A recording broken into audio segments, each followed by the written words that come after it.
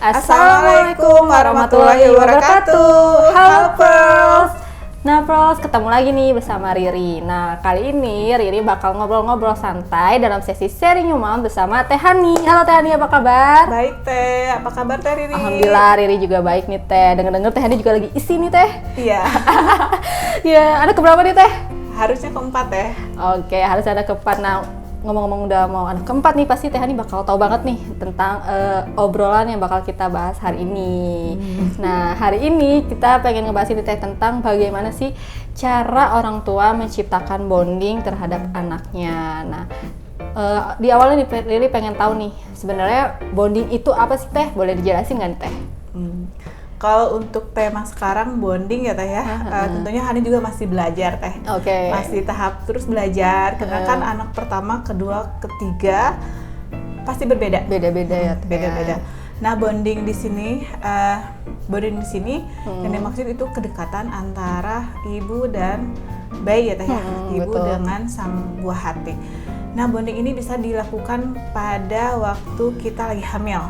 Jadi sebelum lahiran ya, Jadi Teh. udah ada bonding di mana bonding ini kita ada di situ, ada rasa kasih sayang, Oke. rasa nyaman, rasa diterima keberadaannya gitu ya Teh, dan rasa dihargai tentunya. Nah bonding ini kan tadi dikatakan bisa dilakukan pas waktu hamil ya Teh ya. Iya, dari hamil. Bisa di apa ya Teh, dijalin dengan cara komunikasi Teh. Komunikasi, gimana tuh Teh? Komunikasi. Misalkan kita harus sering lebih mengelus perut Iya, ya, mengelus perut. ini deh, ini ibu gitu ya, dede ngapain, atau misalkan ibu mau kesini ikut ya, atau misalkan gitu ya. Atau, jadi si bayi juga, oh ini suara ibu saya, misalkan gitu. Iya, nah. Gitu. Nah, itu kalau waktu di dalam janin, dalam perut. Nah, setelah lahir nih, gimana sih Teh cara menciptakan bonding antara orang tua dan anaknya? Boleh dijelasin lagi? Untuk bonding setelah lahir tentunya lebih intens dan lebih bisa jelas langsung ya Teh. lebih nyata. Betul, gitu ya, ya. lebih nyata meluapkan perasaannya gitu. Dengan cara misalkan kita kan pastinya menyusui Teh ya, Betul. menyusui sang buah hati tentunya. Dan itu memang salah satu cara yang memang lebih intens, lebih dekat gitu ya. Kita pasti lebih sering mendekap, kita lebih sering memandang gitu ya saat menyusui gitu ya. Dan itu lebih terasa kedekatannya. Dan insting itu pasti lebih, kepekaan sang ibu tuh lebih apa ya, keluar gitu. Bayi saya lagi membutuhkan saya gitu. Gitu. Kalau bonding itu setelah lahir tuh bisa dilakukan sampai usia baby berapa tahun nggak sih Teh? Itu di periode emasnya itu di 1000 dari usia lahir ya. Itu periode emasnya. Jadi memang di usia itu kita harus lebih banyak berkomunikasi dengan sang buah hati. Iya, betul. Dan bisa dilanjut pada usia lanjutnya ke 5 tahun. 5 tahun, oke. Nah, selanjutnya nih pasti ada aja nih Teh kendala-kendala yang dihadapi para moms gitu kan dalam menciptakan bonding. Salah satu yang sering Riri dengar adalah baby blues. Nah, ada lagi nggak sih Teh kendala-kendala lain yang bisa terjadi gitu Teh? Betul sekali ya Teh Riri ya. Baby blues ini memang salah satu faktor yang menghambat bonding itu tercipta. Di mana biasanya baby blues itu hadir di para ibu baru yang baru melahirkan anak gitu, pertama jadi, ya. Anak pertama. Jadi ibu ini belum siap, ada bayi nih gitu ya. Ada perubahan pola tidur, adaptasi baru lah ya Teh. Adaptasi ya. Jadi memang saya belum siap nih untuk gadang gitu ya. Saya belum siap untuk menyusui gitu ya. Jadi itu yang memang bisa menghambat proses bonding itu terjalin lebih kuat gitu. Selain baby blues juga biasanya yang jadi penghambat itu bayi sakit ataupun ibunya sakit. Jadi emang ada misalkan ibunya dirawat di rumah sakit, jadi atau kepisah dulu ya sementara. Jadi bondingnya tidak terjalin lebih cepat gitu Teh. Gitu. Terus selanjutnya si ibunya belum siap Teh, kayak kita merencanakan kehamilan tapi pas persalinannya kita belum tahu cara bagaimana merawat sang buah hati. Kurang mungkin mencari informasi atau ilmu-ilmu ya, kurang gitu, banyak belajar banyak kayak gitu. Jadi lebih diserahkannya sama neneknya gitu Teh. Jadi pendekatannya kurang bagus. Situ. Nah, cara mengatasinya gimana nih? Boleh kasih tau nggak nih para moms? Mungkin ada yang sempat baby blues atau tadi yang sempat kepisah karena sakit gitu. Nah, cara mengatasinya biar tetap bisa bonding sama si kecilnya tuh gimana sih Teh? Nah, cara mengatasi dari masalah-masalah yang tadi ya memang wajar sih Teh, untuk baby blues itu pasti ada ya. Cuma kalau misalkan baby bluesnya itu terkendali cuma beberapa hari itu sih nggak apa-apa Teh. Jadi memang baby blues itu tidak 100% kita menolak keberadaan bayi itu ya. Tapi pasti ada kita tiap harinya, wah ini bayi saya gitu ya. Pasti ada kalanya kita mendekap bayi gitu ya. Gitu. Terus selanjutnya kalau misalkan kitanya sakit atau misalkan bayinya dirawat di mana, kita harus sering mengunjungi. Gitu, sesekali untuk menggendongnya atau sekedar berkomunikasi, ini ibu datang gitu. Gitu, mungkin bukan dari ibu aja kali ya Teh. Maksudnya di sini juga mungkin kalau misalkan lagi kepisahan entah sakit atau kita mengalami baby blues, peran suami kali ya Teh. Peran suami juga penting nggak sih Teh? Penting banget karena kan anak ini anak berdua ya. Iya, betul. Bikin berdua ya, ada ayah, ada ibu, ada anak, pasti ada ayah ya. Jadi ayah ini sangat berperan serta pada bonding ya. Jadi kalau misalkan peran ayah di sini, kalau misalkan bayinya udah lahir, bisa menjalin bonding itu dengan melakukan misalkan ganti popok bayi, atau misalkan sekedar membantu sang ibu menyendawakan bayi setelah menyusui, atau misalkan sesekali memandikan bayinya. Gitu. Nah itu kalau misalkan ayahnya tinggal satu kota ya kan sama anak sama istrinya, gimana kalau suaminya beda kota, istilah LDRan lah ya. Gimana sih menciptakan bonding antara ayah yang jauh sama anaknya gitu? Itu ada gimana sih Teh caranya? Itu cerita Hani banget ya. Oh iya, boleh nih sharing nih Teh. Hani pernah ngalamin nih sampai sekarang ya Teh? Sampai sekarang. Jadi sampai dari anak pertama sampai kehamilan yang sekarang itu memang Hani tuh jauhan ya, seminggu sekali ketemunya. Cuma memang ada beberapa perbedaan antara anak pertama dan kedua. Anak pertama itu memang Hani belum terlalu paham Teh, terlalu paham bagaimana cara membangun bonding gitu ya sama sang anak itu. Apalagi mungkin suami gitu ya Teh, suami belum terlalu paham juga bonding itu kayak apa. Jadi pas anak pertama itu memang anak tuh lebih dekat ke saya, ke saya, tapi itu pun nggak terlalu dekat Teh, nggak terlalu dekat sampai sekarang. Kenapa? Karena ini sangat berpengaruh sekali pada proses menyusui.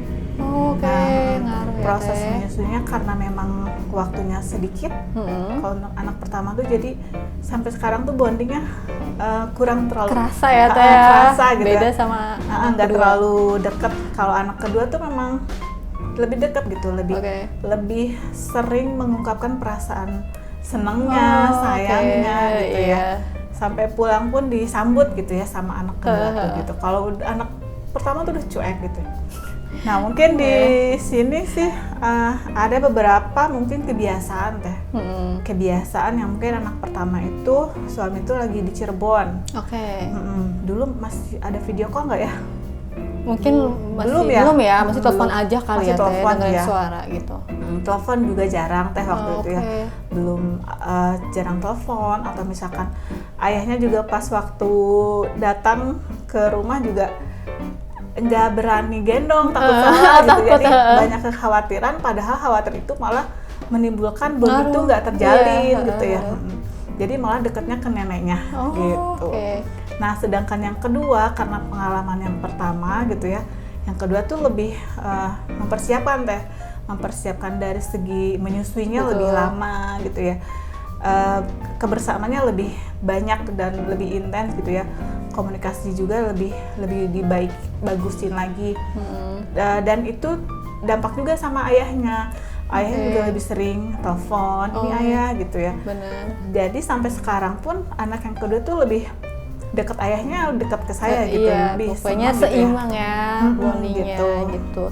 Nah jadi itu kan isu banget ya Teh, sekarang banyak banget mungkin yang bener anak lebih dekat sama ayahnya, anak lebih dekat sama ibunya, kayak gitu kan ya Teh. Nah jadi boleh dijelasin lagi nggak sih gimana sih caranya biar anak nggak deket sama salah satunya gitu. Deket dua-duanya ya. Iya, kalau bisa kayak tadi Hani akhirnya anak kedua bisa deket ke bapaknya juga, ke mamanya juga. Ada nggak tuh Teh? Biasanya sih lebih ke komunikasi Teh. Pernah dengar nggak Teh kalau ibu-ibu Teh cerewet gitu ya?